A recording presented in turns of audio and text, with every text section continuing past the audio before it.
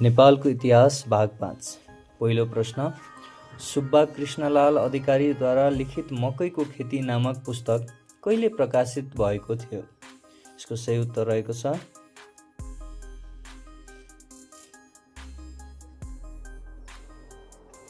विक्रम सम्वत 1977 मा। त्यसैगरी नेपालको व्यावसायिक शिक्षाको सुरुवात कसले गरेका हुन्? यसको सही उत्तर रहेको छ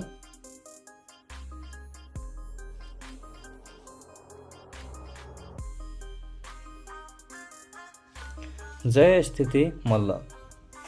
शिक्षाको पिता भनेर कसलाई चिनिन्छ? यसको सही उत्तर रहेको छ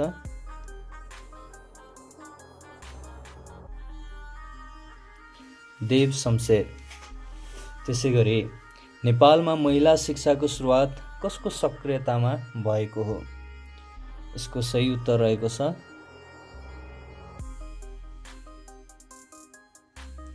गङ्गाबाईको सक्रियतामा। लिच्छवी कालमा कुमार अमात्य भनेर कसलाई चिनिन्थ्यो? यसको सही उत्तर रहेको छ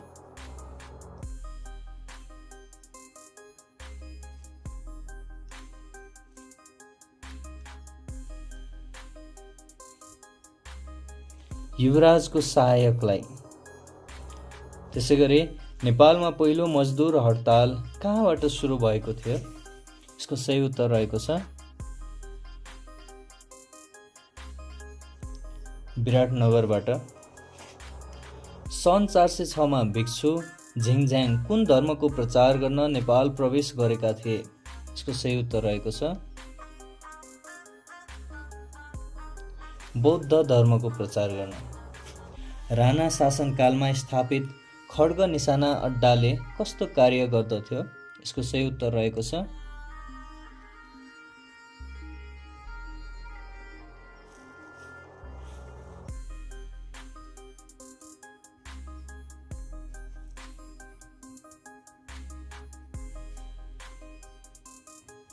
सबै कार्यालयलाई आदेश दिने।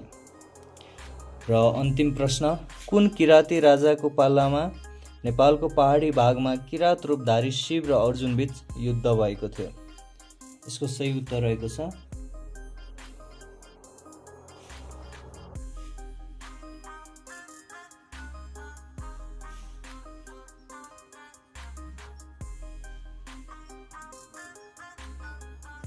छैठौं किराँती राजा हुमतीको पालामा।